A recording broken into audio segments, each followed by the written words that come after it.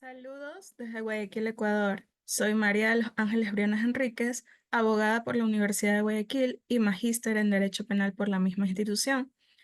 Agradezco por la invitación a este congreso científico y participar con mi investigación, titulada La ignorancia deliberada como categoría dogmática y su relevancia en los delitos contra la integridad sexual y reproductiva de los menores de edad. Agradezco a todos ustedes que han asistido el día de hoy y espero que esta ponencia resulte de su agrado. Muy bien. Esta investigación ha tenido como objetivo desarrollar o establecer a la ignorancia deliberada como una categoría dogmática, misma que también ha sido un desarrollo jurisprudencial que inició en Inglaterra. Luego se trasladó a Estados Unidos y finalmente se consolidó, por así decirlo, en España. Pero también hay que recalcar algo importante, y es que la ignorancia liberada puede incluirse dentro de uno de los elementos más interesantes del derecho penal, siendo esta la tipicidad. Por eso digo la siguiente frase. La comprensión de la tipicidad desde la esfera del derecho penal ha requerido especial atención. Ahora, entender mejor a la ignorancia deliberada requerirá precisamente un estudio profundo de la tipicidad. Entonces, como tal, la ignorancia deliberada tiene un antecedente. Este se denomina willful blindness o ceguera voluntaria, y desde siempre ha sido considerada una herramienta jurisprudencial. Incluso en España también es así. Muy bien, hablando de su origen, este fue en Inglaterra, bajo el nombre de connivencia. Posteriormente, fue desarrollada en los tribunales norteamericanos, en donde ahí recién le otorgan el nombre de willful blindness, cuya traducción es ceguera voluntaria. Y finalmente llega a España en el año 2000, en donde recién la vienen conociendo como ignorancia deliberada. Es decir, tiene 24 años de usado, empleado, acuñado este término de ignorancia deliberada. Uno de los problemas que existen es que en Ecuador, como tal, no se ha desarrollado esta doctrina normativamente. Y en cuanto al ámbito jurisprudencial, su aplicación es casi inexistente.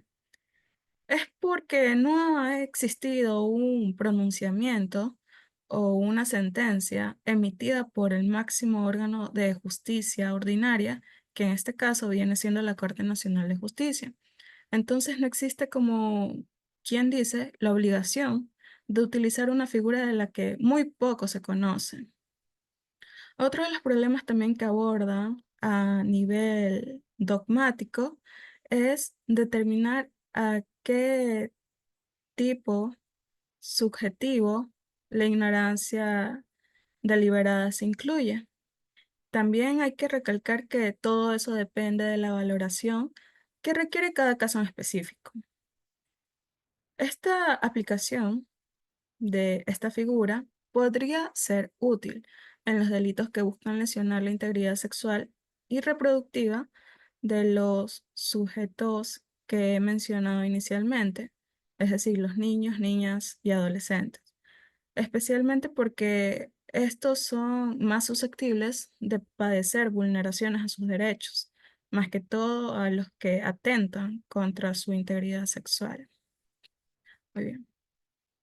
La pregunta que tiene esta investigación es, ¿en qué tipo subjetivo se ubica la ignorancia deliberada como categoría dogmática? ¿Y cuál es la relevancia de su aplicación en los delitos contra la integridad sexual y reproductiva de las víctimas que mencioné previamente? Los objetivos. El general es otorgar la explicación acerca de la punibilidad de este desconocimiento voluntario en los delitos contra la integridad sexual y reproductiva de las víctimas mencionadas previamente.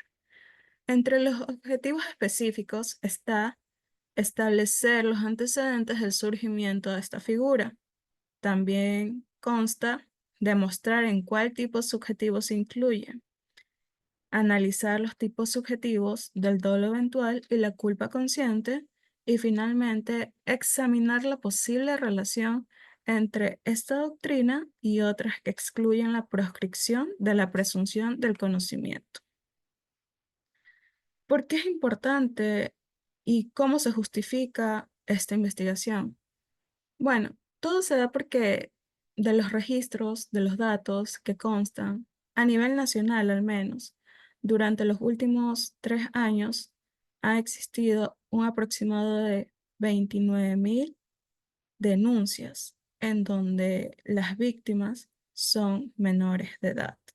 Es decir, existe una mayor incidencia de que se vulneren los derechos, más que todo la integridad sexual, de este grupo, un grupo que conforma incluso atención prioritaria por parte del Estado.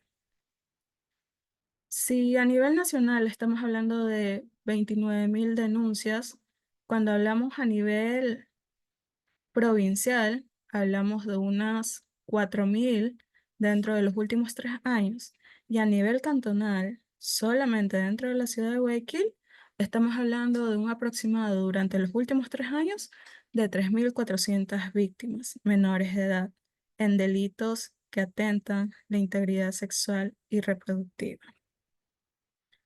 Se justifica porque en la mayoría de casos el infractor alega o cree haber contado con un consentimiento válido o simplemente no hace esfuerzos para salir de la ignorancia y supone actuar dentro de lo permitido, omitiendo la ilicitud de su conducta.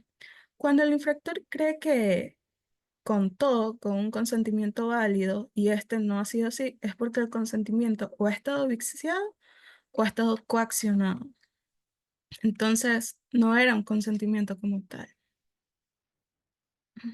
La metodología que tiene esta investigación en cuanto a su tipología, lógicamente vemos que se trata de un aspecto cualitativo y un aspecto dogmático, porque estamos investigando una doctrina, figura, teoría que tiene años y años de desarrollo. El alcance que tiene es exploratorio, explicativo y descriptivo. Y el enfoque es un enfoque mixto, tanto cualitativo como cuantitativo. Cuantitativo en cuanto a las cifras que les acabo de mencionar y que por supuesto en cuanto a las de nivel cantonal podrán encontrar dentro de la investigación que está publicada en la revista y que invito a leerla. Los resultados, brevemente. La ignorancia deliberada tiene como antecedente a la willful blindness, misma que se consolidó en el derecho común. Este derecho ha nacido de la actividad judicial de las Cortes Reales desde el siglo XI. Se habla de las primeras nociones de willful blindness en Inglaterra durante el siglo XIX en caso de falsificaciones. Dentro de estos casos apareció, dentro de los análisis, cuestionamientos sobre si la parte que omitió realizar las investigaciones, incluso levantadas las sospechas, podría considerarse que tenía conocimiento. Estas nociones eran conocidas como connivencia. ¿Y qué es la connivencia? Es una modalidad de conocimiento en segundo grado. La willful blindness fue un término creado dentro del desarrollo jurisprudencial del derecho norteamericano, mismo que estaba vinculado de manera directa a los estados mentales de los delitos, en donde era exigible uno de los elementos principales de la culpabilidad, es decir, del mens rea o mente culpable, al conocimiento actual. Este conocimiento debía probarse más allá de toda duda razonable, pero al ser un estado mental no era exigible la prueba directa del mismo, por imposibilidad material. Y lo que se exigía como tal era una inferencia que partía de los hechos probados del caso en cuestión. Muy bien. Entonces, ¿qué vendría siendo la willful blindness? Vendría siendo una teoría equiparable al conocimiento, destinada al tratamiento de casos de ignorancia aparente, para distinguir de aquellos imputados que en los procesos procedían a presentar una defensa que alegaba falta de conocimiento, con el propósito, lógicamente, de evadir responsabilidad penal. De la ceguera voluntaria resulta un concepto desarrollado como un método para inferir el conocimiento de esa persona en los casos donde se está dudando de su honestidad, cuando ésta pretende reclamar una ausencia de conocimiento. Se considera que una persona tiene conocimiento cuando sus sospechas sobre ciertos hechos han despertado, pero deliberadamente prefiere evitar consultas porque desea mantenerse ignorante. Por ello, las situaciones de desconocimiento provocado de los elementos objetivos del tipo se equiparan al conocimiento y, consecuentemente, al imputado se le atribuye tanto el conocimiento de la infracción que pretendió evitar alegando ignorancia y, consecuentemente, su responsabilidad. Bueno, en España, la ignorancia deliberada aparece por primera vez en el año 2000, cuando el Tribunal Supremo Español abordó esta figura jurídica, en donde, como ya se ha explicado con la ceguera voluntaria, el sujeto busca mantenerse voluntariamente, deliberada e intencional en una situación de ignorancia al realizar una conducta ilícita. ¿Para qué? Para posteriormente alegar el desconocimiento y evadir responsabilidad. Esta ignorancia deliberada es una doctrina de carácter jurisprudencial, como resultado en el desarrollo dentro del derecho angloamericano, Inglaterra y Estados Unidos, y posteriormente desarrollado más en España. El Tribunal Supremo define esta teoría por primera vez en la sentencia 1637-1999 del 10 de enero.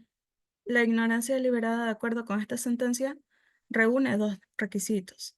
Primero, se requiere que el sujeto activo hubiese tenido la capacidad de abandonar voluntariamente la situación de ignorancia.